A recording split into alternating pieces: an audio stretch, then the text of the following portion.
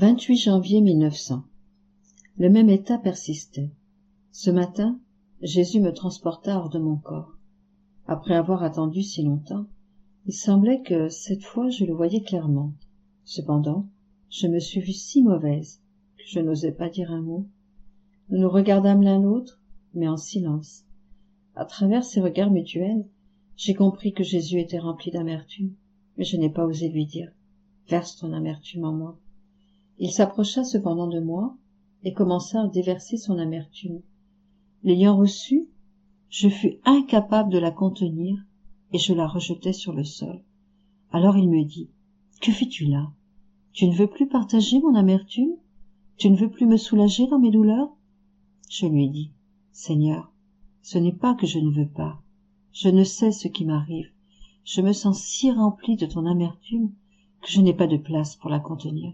Seulement un prodige de ta part peut agrandir mon intérieur. Ainsi, je pourrai recevoir ton amertume. » Jésus fit sur moi un grand signe de croix, et il déversa encore son amertume. Cette fois, il me sembla que j'étais capable de la contenir. Il dit ensuite, « Ma fille, la mortification est comme un feu qui fait sécher toutes les mauvaises humeurs qui sont dans l'âme et qui l'inonde d'une humeur de sainteté, donnant naissance aux plus belles vertus. » 28 janvier 1905. La croix est une semence de vertu. Alors que je me sentais plus souffrante que d'habitude, mon adorable Jésus vint brièvement et me dit « Ma fille, la croix est une semence de vertu. Tout comme celui qui sème récolte 10, 20, 30 et même 100 pour un, ainsi la croix multiplie les vertus et les perfections en les embellissant merveilleusement. Plus les croix s'amoncellent autour de toi, plus les vertus sont semées dans ton âme. Donc, au lieu de t'affliger quand arrive une nouvelle croix, tu devrais te réjouir en pensant que tu fais l'acquisition d'une autre semence pour enrichir et compléter ta couronne. 28 janvier 1909. Ce que signifie être choisi comme victime. Je lisais un livre mentionnant diverses manières de se comporter intérieurement avec Jésus et comment il récompense l'âme par une surabondance de grâce et d'amour. Je comparais ce que je lisais avec ce que Jésus m'avait enseigné sur cette question et qui me paraissait comme une vaste mer comparativement à la petite rivière de ce que je lisais dans le livre. Et je me disais, si cela est vrai, qui pourra dire combien de grâce mon toujours aimable Jésus déverse en moi et combien il m'aime? Pendant que j'entretenais ces pensées et que j'étais dans mon état habituel, mon bon Jésus vint brièvement et me dit « Ma fille, tu ne sais pas encore très bien ce que veut dire être choisie comme victime.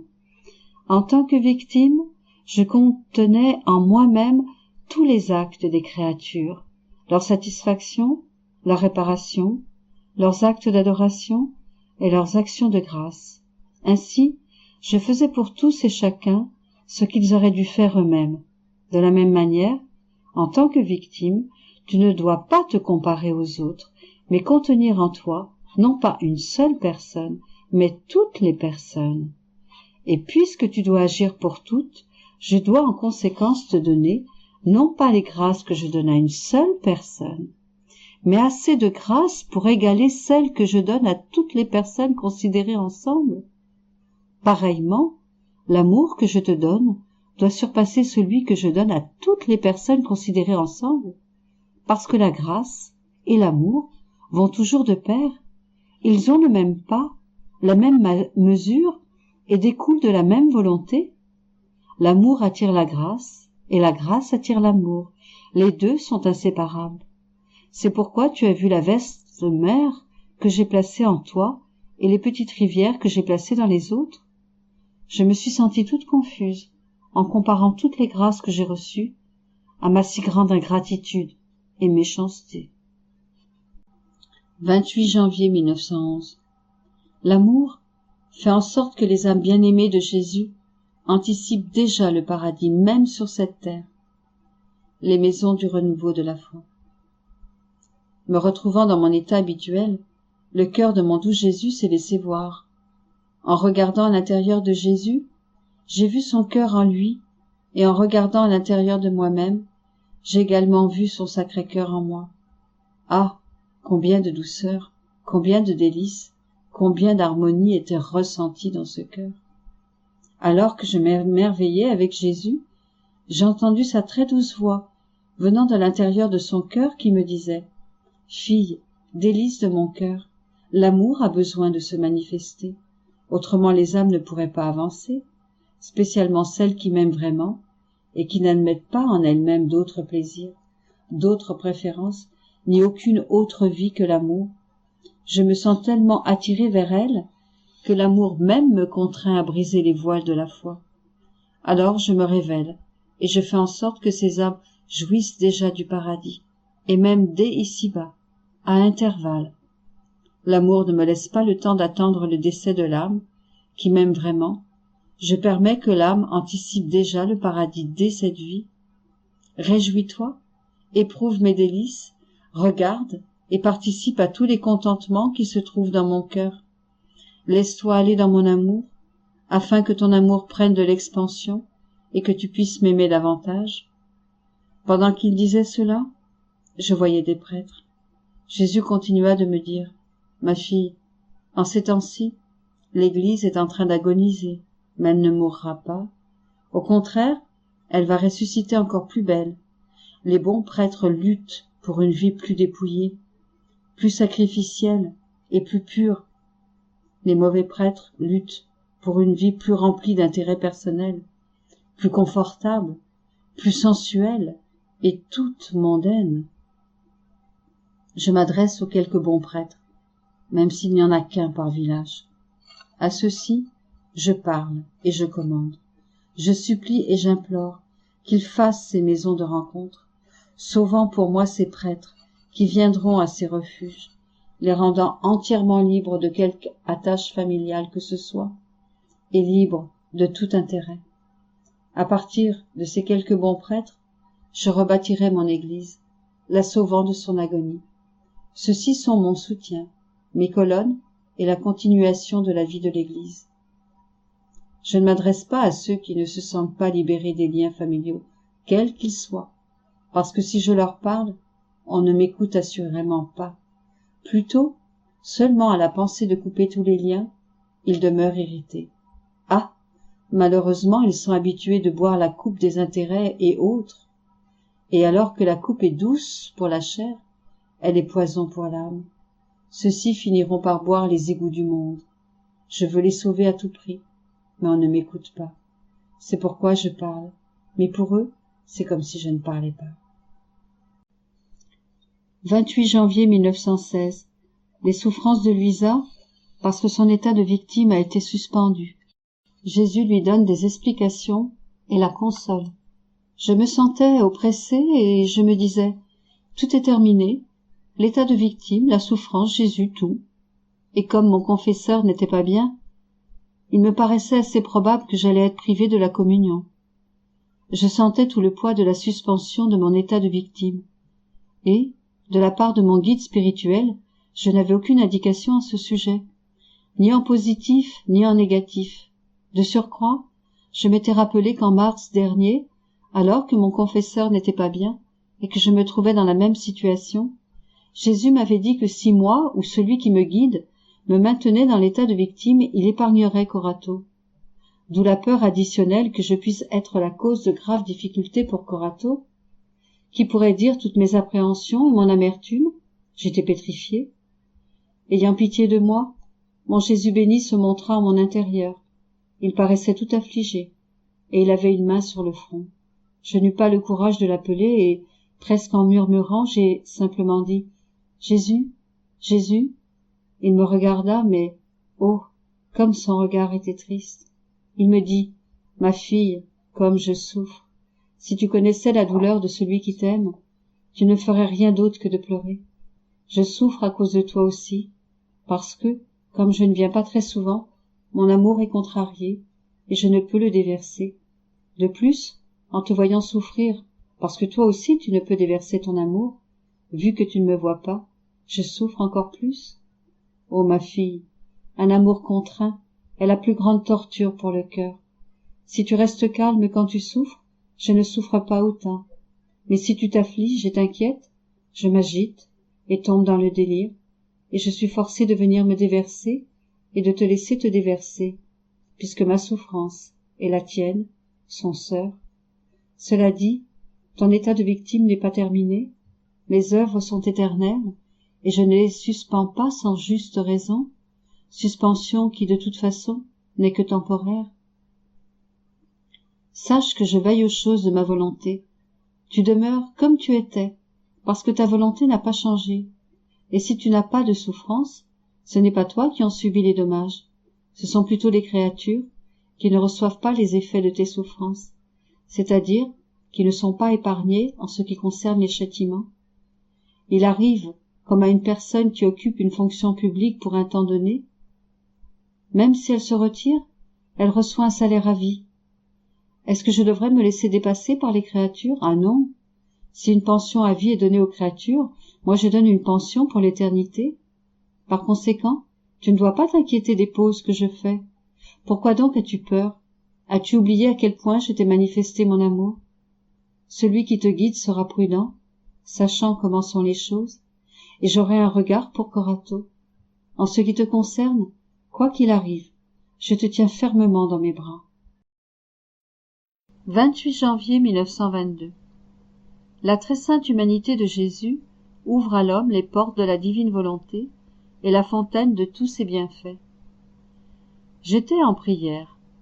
Mon doux Jésus, m'attirant vers lui, me transforma complètement en lui-même et me dit « Ma fille, prions ensemble, afin de pouvoir prendre le contrôle du ciel et d'empêcher la terre de tomber dans le courant du mal. » Après que nous ayons prié ensemble, il ajouta « Quand mon humanité était sur la terre, elle se trouvait très proche de la divinité, puisqu'elle en était inséparable.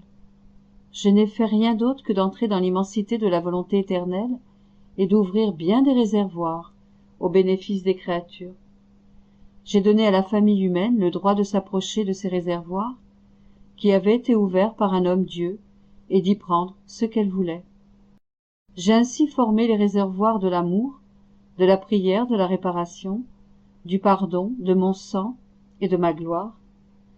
Maintenant, veux-tu savoir qui brasse ces réservoirs pour les faire monter et déborder et par là inonder la terre tout entière? C'est l'âme qui entre dans ma volonté. Lorsqu'elle entre dans ma volonté, si elle veut aimer, elle tire de l'amour du réservoir de l'amour. En aimant ou en ayant l'intention d'aimer, elle agite ce réservoir. Les eaux, lorsqu'elles sont agitées, s'élèvent, débordent et s'étendent par toute la terre. Parfois, l'agitation est tellement intense et les vagues montent si haut qu'elles en viennent à toucher le ciel et à se répandre dans la patrie céleste. Si cette âme veut prier, faire réparation, demander pardon pour les pécheurs ou me rendre gloire, elle brasse les réservoirs de la prière, de la réparation, du pardon ou de la gloire. Ces réservoirs s'élèvent, débordent et se répandent parmi toutes les âmes. Combien de bienfaits mon humanité a imploré pour les hommes? J'ai laissé les portes ouvertes pour qu'ils entrent à leur gré. Cependant, peu en profitent. 28 janvier 1926. Les actes effectués hors de la divine volonté sont comme des aliments sans assaisonnement. Le principal motif pour lequel Jésus est venu sur la terre était que l'homme réintègre le sein de sa volonté comme il en était au début. En réfléchissant sur la sainte divine volonté, la question suivante me vint à l'esprit. Comment se fait-il qu'après avoir rompu avec la divine volonté, Adam ne faisait plus les délices de Dieu comme auparavant? Alors, mon aimable Jésus bougea en moi et, dans un rayon de lumière, il me dit « Ma fille, avant de s'être retiré de ma volonté, Adam était mon fils, et toute sa vie et tous ses actes étaient centrés sur ma volonté. Il possédait ainsi une force, une domination et une attirance toute divine. Sa respiration, ses battements de cœur, et même ses actes les plus simples, dégageaient le divin. Tout son être dégageait une fragrance céleste, merveilleuse. Nous amusant avec lui, nous ne cessions de le combler de bienfaits, parce que tout ce qu'il faisait émanait d'un point unique, notre volonté. Nous aimions tout de lui, nous ne trouvions en lui rien de déplaisant. Par son péché, il perdit son statut de fils et passa à celui de serviteur. La force, la domination, l'attirance et la fragrance divine qu'il possédait disparurent. Ses actes ne reflétaient plus le divin comme auparavant. Nous gardions désormais nos distances, lui par rapport à nous et nous par rapport à lui. Bien qu'il continuât d'agir comme auparavant, ses actes ne nous disaient plus rien.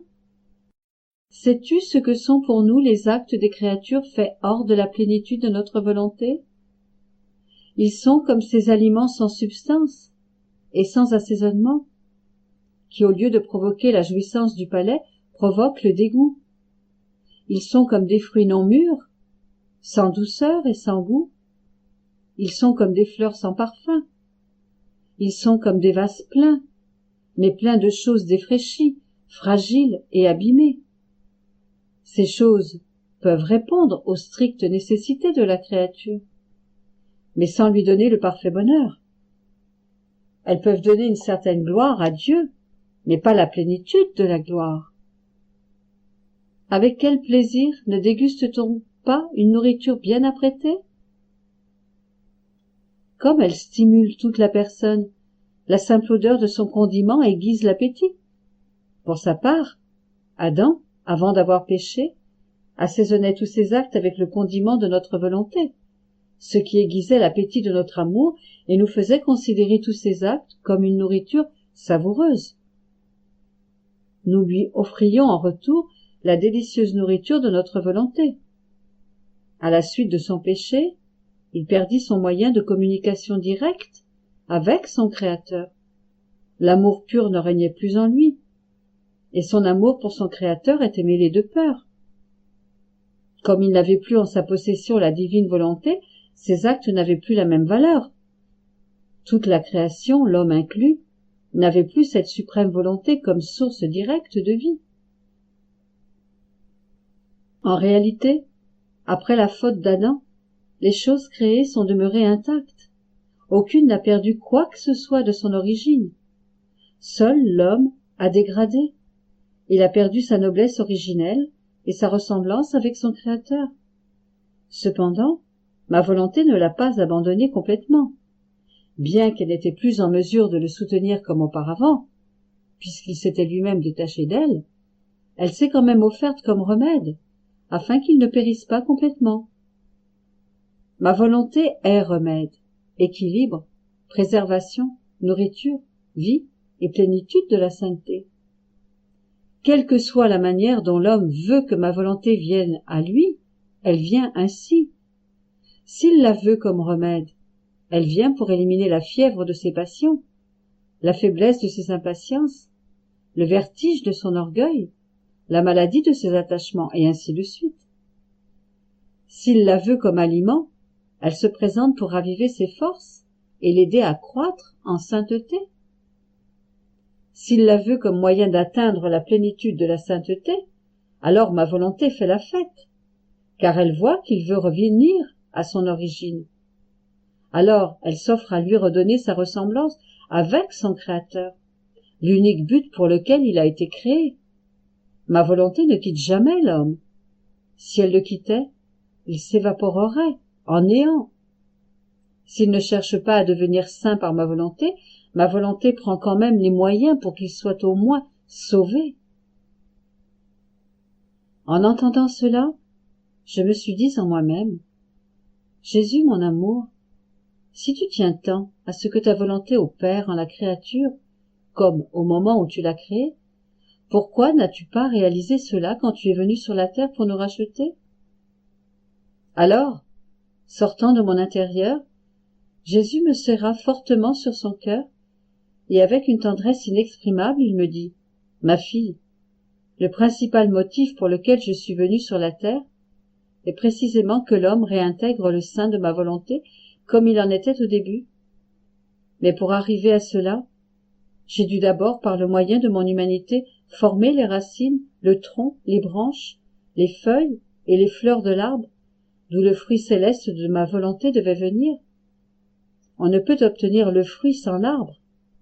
Cet arbre a été arrosé par mon sang, cultivé par mes souffrances, mes gémissements et mes larmes, et illuminé par le soleil, ma volonté.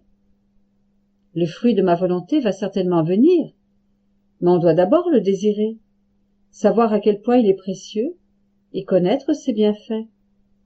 Voilà pourquoi je t'ai tant parlé de ma volonté. En fait, sa connaissance va entraîner le désir de l'essayer.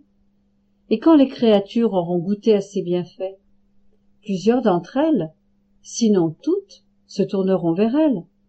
Il n'y aura plus de conflit entre la volonté humaine et la volonté du Créateur. De plus, faisant suite aux nombreux fruits que ma rédemption a déjà produits sur la terre, viendra le fruit que ta volonté soit faite sur la terre comme au ciel. Sois donc la première à prendre ce fruit, et ne désire aucune autre nourriture, ni aucune autre vie que ma volonté.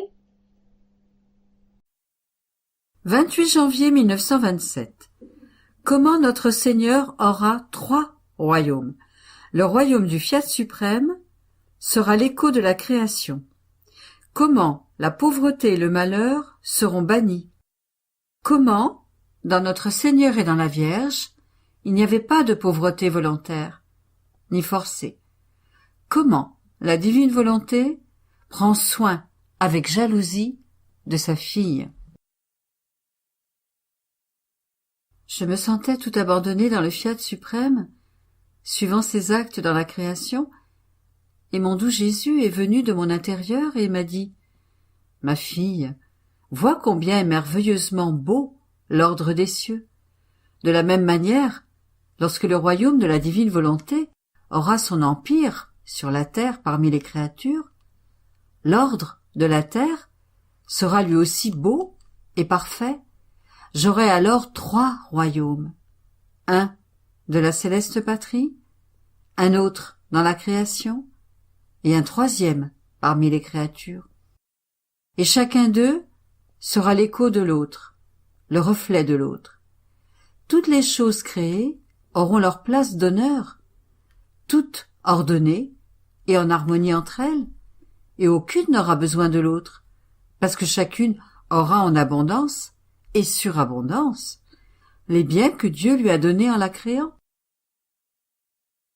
En fait, ayant été créée par un être heureux et immensément riche, et dont les richesses ne diminuent jamais en les distribuant, toutes les choses créées portent la marque du bonheur et de l'abondance des biens de leur Créateur. Tout comme les choses créées, tous les enfants du royaume du Fiat suprême ont leur place d'honneur, leur décorum et leur territoire, et en possédant l'ordre du ciel, mieux encore que les sphères célestes, étant en harmonie parfaite entre elles, l'abondance des biens que possédera chaque enfant sera si grande que pas un d'entre eux n'aura besoin de l'autre, puisque chacun aura en lui la source des biens et du bonheur éternel de son Créateur. Par conséquent, la pauvreté, le malheur, les besoins et les maux seront bannis des enfants de ma volonté. Il ne serait pas convenable que ma volonté, si immensément riche et heureuse, puisse avoir des enfants manquant de quelque chose et ne jouissant pas de toute l'opulence de ses biens continuellement renouvelés. Que dirais-tu en voyant le soleil pauvre en lumière et qui n'enverrait que quelques lueurs à la terre? Et si tu voyais une partie du ciel avec seulement quelques étoiles et tout le reste sans l'enchantement de l'azur des cieux? Ne dirais-tu pas: celui qui a créé le soleil ne possède pas l'immensité de la lumière, et par conséquent, il n'éclaire la terre que de quelques lueurs.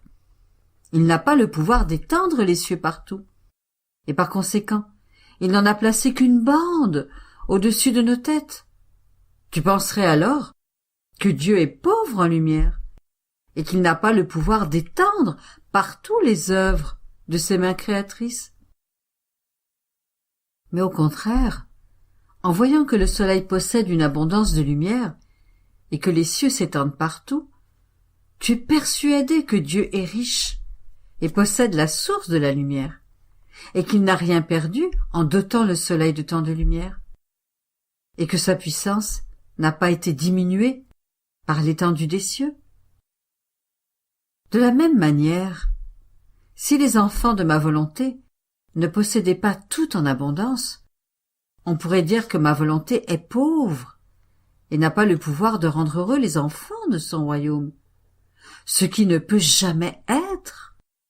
Au contraire, parce que ce sera l'image du royaume que ma volonté a dans la création, tout comme les cieux s'étendent partout avec une abondance d'étoiles et que le soleil abonde en lumière, l'air en oiseaux, la mer en poissons, la terre en plantes et en fleurs, de la même manière, puisque le royaume du Fiat suprême est l'écho de la création, les enfants de mon royaume seront heureux et disposeront de tout en abondance. Par conséquent, chacun d'eux possédera la plénitude des biens et du bonheur, là où la volonté suprême leur a placé, quelle que soit la condition ou la fonction qu'ils occuperont, tous seront heureux de leur destinée. Et puisque le royaume du Fiat suprême sera l'écho parfait du royaume que ma volonté possède dans la création, on verra un soleil en haut et un autre soleil en bas, parmi les créatures qui posséderont ce royaume. L'écho des cieux sera vu dans ces enfants fortunés, et ils les peupleront d'étoiles par leurs actes. De plus, chacun sera un ciel et un soleil distinct, parce que là où ma volonté est présente, elle ne peut pas être sans ciel et sans soleil. En prenant possession de chacun de ses enfants, ma volonté formera son ciel et son soleil, parce qu'il est dans sa nature, que partout où elle a sa possession stable, sa sainteté, sa lumière infinie, c'est comme un ciel et un soleil qu'elle forme et multiplie. Partout. Mais ce n'est pas tout. La création, écho de la patrie céleste, contient la musique, la marche royale, les sphères, les cieux, le soleil, la mer, et tous possèdent entre eux un ordre et une harmonie parfaite, et ils tournent continuellement. Cet ordre, cette harmonie et ce mouvement, sans jamais s'arrêter, forment une si admirable symphonie, comparable au souffle du Fiat suprême, dans toutes les choses créées, comme autant d'instruments de musique, pour former les plus belles de toutes les mélodies, de telle sorte qu'en les entendant, les créatures seraient en extase. Le royaume du Fiat suprême aura l'écho de la musique de la patrie céleste et l'écho de la musique de la création. L'ordre, l'harmonie et leur mouvement continuel autour de leur créateur seront si grands que chaque acte, chaque parole et chaque pas sera une mélodie distincte, comme autant d'instruments de musique différents qui recevront le souffle du divin vouloir, de telle sorte que tout ce qu'ils feront seront comme autant de concerts qui feront la joie et la fête continuelle du royaume du divin Fiat. Pour ton Jésus, il n'y aura plus de différence entre les faits de rester dans la patrie céleste et celui de descendre parmi les créatures dans le royaume du Fiat suprême sur la terre. Notre œuvre de création criera alors victoire et connaîtra un triomphe complet, et nous aurons les trois royaumes en un seul, symbole de la sacro-sainte Trinité, parce que toutes nos œuvres portent la marque de celui qui les a créées. Je me suis dit alors, bien que les enfants véritables du Fiat suprême seront heureux et dans l'abondance. Pourtant, ma maman reine, et Jésus lui-même, qui était la divine volonté même, était pauvre sur cette terre. Il souffrait les misères et les difficultés de la pauvreté. Et mon doux Jésus ajouta: Ma fille, la pauvreté véritable, c'est lorsqu'une créature est dans le besoin. On veut prendre, et il n'y a rien à prendre. Et l'on est obligé de demander aux autres le strict nécessaire pour vivre. Cette pauvreté est de nécessité et presque forcée.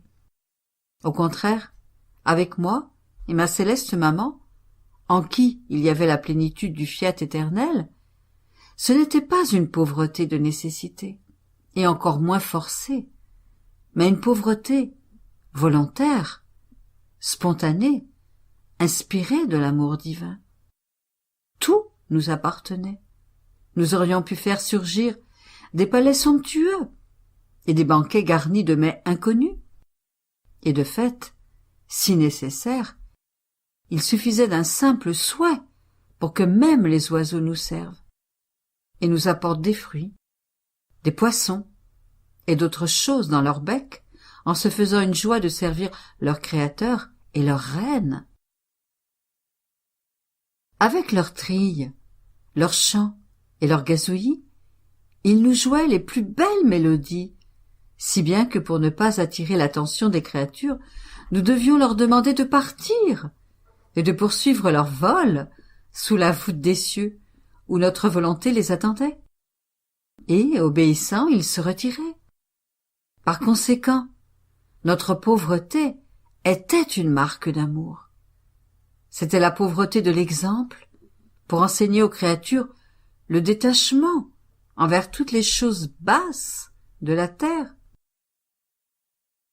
Ce n'était pas une pauvreté de nécessité, et elle n'aurait pu l'être de façon absolue, parce que là où règne la vie de ma volonté, règne la plénitude, et tous les maux perdent leur vie et disparaissent d'un seul coup. Ensuite, comme le révérend père Diffrancia avait entendu dire que j'étais fiévreuse, il m'a fait savoir que, en cas de besoin, je pouvais puiser dans l'argent qu'il m'avait laissé pour ses œuvres. Et mon aimable Jésus, en venant, presque dans un sourire, me dit: « Ma fille, dis au Père, de ma part, que je le remercie et que je le récompenserai des bontés qu'il a envers toi. Cependant, dis-lui que la fille de ma volonté n'a besoin de rien, car ma volonté lui procure tout en abondance. Plus encore, ma volonté est jalouse, car elle veut être seule à pouvoir donner quelque chose à sa fille. En fait, là où règne ma divine volonté, il n'y a pas à craindre que les moyens naturels et l'abondance des biens puissent faire du tort. Au contraire, plus elle a de moyens, et plus elle est dans l'abondance, plus elle y voit la puissance, la bonté, les richesses du fiat suprême. Et elle convertit tout en or très pur de la divine volonté. Ainsi, plus ma volonté donne à la créature, plus elle se sent glorifiée, en accomplissant sa vie en elle, en offrant ses propres choses à celle qui la laisse dominer et régner. Il serait absurde, pour un père très riche, d'avoir des enfants pauvres, et un tel père mériterait d'être condamné. En outre, quelle serait la raison d'être de ces richesses, si ce qui naissait de lui, ses propres enfants, menait une existence de difficulté et de misère? Ne serait-ce pas un déshonneur pour ce père, et une insupportable amertume pour ses enfants, de savoir que, alors que leur père est extrêmement riche, ils manquent de tout, et peuvent à peine apaiser leur faim? Si cela était un déshonneur et une absurdité pour un père dans l'ordre naturel, cela le serait bien plus dans l'ordre surnaturel du fiat suprême. Le fiat suprême est plus qu'un père, car il contient la fontaine de tous les biens, et par conséquent, là où il est présent, le bonheur règne, ainsi que l'abondance. D'autant plus qu'avec l'âme, qui a la possession de la divine volonté, le fiat fait régner l'abondance et administre à l'âme et au corps un regard aigu et pénétrant, de sorte que l'âme pénètre les choses naturelles qui cachent le fiat comme un voile. Et en déchirant ces voiles, l'âme voit dans les choses naturelles la noble reine de la divine volonté, qui règne et domine en elle. Ainsi, les choses naturelles disparaissent pour cette âme, et elle trouve en toute chose l'adorable volonté qu'elle possède. Elle l'embrasse, elle l'adore, et tout devient divine volonté pour cette âme. Par conséquent, chaque chose naturelle additionnelle est pour elle un acte nouveau de la divine volonté qu'elle possède. Ainsi, les choses naturelles sont des moyens pour celle qui est une enfant de ma volonté, afin de mieux faire connaître ce que ma volonté fait, peut faire et possède, et jusqu'à quel excès elle aime la créature. Veux-tu donc savoir pourquoi les créatures manquent de moyens naturels, et pourquoi ils lui sont souvent enlevés pour la réduire à la plus sordide misère? Premièrement, parce que les créatures ne possèdent pas la plénitude du fiat suprême. Deuxièmement, parce qu'elles confondent les choses naturelles et mettent la nature à la place de Dieu. Elles ne voient pas la volonté suprême dans les choses naturelles et s'y attachent avec cupidité pour se former une vaine gloire, une estime qui les aveugle, une idole pour leur cœur. Cela étant, il est nécessaire que les choses naturelles leur manquent pour mettre leur âme en sécurité. Mais pour celle qui est une enfant de ma volonté, tous ces dangers n'existent pas, et je veux par conséquent qu'elle soit dans l'abondance et ne manque de rien. 28 janvier 1934. Fraternisation dans la gloire entre l'être suprême et la créature sur terre. Puissance sur Jésus lui-même. Comment la créature, qui œuvre dans la divine volonté, acquiert la force unie, communicative et diffusive. Je faisais ma ronde dans le divin fiat, et mon pauvre esprit s'arrêtait à différents actes divins, afin d'y voir la beauté, la puissance, l'infini de la divine volonté créatrice.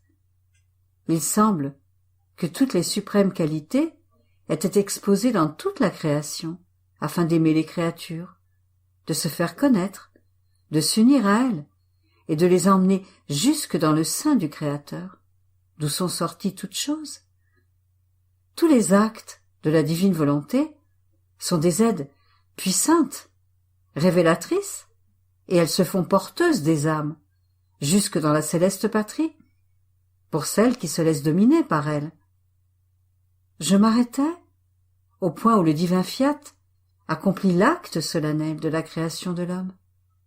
Et mon bien-aimé Jésus me surprit en disant « Ma bienheureuse fille, arrête-toi avec nous pour regarder la maîtrise, la somptuosité, la noblesse, la puissance et la beauté avec lesquelles l'homme fut créé. Toutes nos divines qualités s'écoulaient dans l'homme. Chacune voulait couler plus abondamment que l'autre et s'unir avec lui. Notre lumière coulait sur l'homme pour en faire son frère de lumière, notre bonté pour en faire son frère de bonté, notre amour pour les remplir de notre amour et former son frère d'amour, de puissance, de sagesse, de beauté, de justice. Et notre être suprême se réjouissait de voir nos divines qualités toutes à l'œuvre pour s'unir avec l'homme. Et notre volonté, qui prenait vie dans l'homme, maintenait l'ordre de nos divines qualités pour le rendre aussi beau que possible. Notre occupation était l'homme. Notre regard était fixé sur lui, pour qu'il puisse nous imiter et s'unir à nous, et cela non seulement en le créant, mais durant tout le cours de sa vie. Nos qualités étaient toujours à l'œuvre pour maintenir la fraternisation avec celui qu'elles aimaient tellement. Et après cette union avec lui sur la terre, elles préparaient la grande fête de la fraternisation à la gloire de la céleste patrie. Fraternisation de joie, de béatitude, de bonheur infini. J'aime l'homme parce qu'il a été créé par nous et qu'il est tout à nous. Je l'aime parce que notre être divin se déverse toujours sur lui plus qu'un torrent impétueux. Je l'aime parce qu'il possède ce qui vient de moi et par conséquent, je m'aime moi-même en lui. Je l'aime parce qu'il est destiné à peupler le ciel et comme mon frère de gloire, nous nous glorifierons l'un l'autre. Je serai sa gloire comme vie et il sera ma gloire comme œuvre. Si j'aime tellement qu'une créature vive dans ma volonté, c'est parce qu'avec elle, mes divines qualités trouvent leur place d'honneur et qu'elles peuvent maintenir la fraternisation avec la créature. Sans ma volonté dans la créature, elles ne trouvent pas de place et ne savent pas où se mettre. La fraternisation est brisée et ma vie étouffée. Ma fille, quel changement mortel lorsque la créature se retire de ma volonté. Je ne retrouve plus mon image, ni ma vie qui grandit en elle. Mes qualités ont honte de s'unir à elle, parce que lorsque le vouloir humain est séparé du divin, tout est dérangé et devient figé. Par conséquent, prends bien soin de ne pas sortir de ma volonté. Avec elle, tu seras uni avec tout ce qui est saint. Tu seras la sœur de toutes nos œuvres, et tu auras en ton pouvoir ton Jésus lui-même. Après quoi, je continuai mes actes dans le divin vouloir. Et mon souverain Jésus ajouta: Ma fille, tout ce que la créature accomplit dans ma volonté reste identifié à elle. Elle en acquiert l'unité, la force de communication et de diffusion. Et comme nos actes divins s'étendent à tout le monde, aucune créature n'est mise de côté. Ainsi, la créature qui œuvre dans notre vouloir avec son acte s'étend à tout le monde. Elle veut faire du bien à tous et se trouve honorée et glorifiée d'avoir été la porteuse universelle du bien à toutes choses et à tous. Et moi? Et pourtant, mon amour, on ne voit pas dans les créatures le fruit de ce bien universel. Oh, si toutes pouvaient le recevoir, combien il y aurait de transformations dans ce bas monde. Et Jésus répéta: C'est parce qu'elles ne le reçoivent pas avec amour. Leur cœur est une terre stérile, et elles n'ont pas suffisamment de semences que notre lumière peut féconder. C'est comme pour le soleil qui illumine et réchauffe toute la terre. Mais s'il ne trouve pas de semences à féconder, il ne peut pas lui procurer sa vertu générative et productive. Malgré sa lumière et sa chaleur, pas un seul bien n'a été reçu. Mais le soleil est malgré tout honoré et glorifié d'avoir donné sa lumière à tous. Personne n'a pu y échapper, et il demeure triomphant, parce qu'il a donné sa lumière de façon universelle à tous et à toutes choses. C'est la même chose pour nos œuvres et nos actes, car il possède la vertu de pouvoir se donner de façon universelle à toutes les créatures et de faire du bien à toutes. C'est pour nous le plus grand honneur et la plus grande gloire. Il n'y a pas de plus grand honneur ni de plus grande gloire que de pouvoir dire « Je suis le porteur du bien à tous ». J'embrasse toutes les créatures dans mon acte, et je possède la vertu de générer le bien chez toutes. Et comme mon idéal est la créature, je l'appelle dans ma volonté, afin qu'avec moi, elle s'étende à toutes les créatures, pour qu'elles sachent comment et avec quel amour œuvre ma volonté.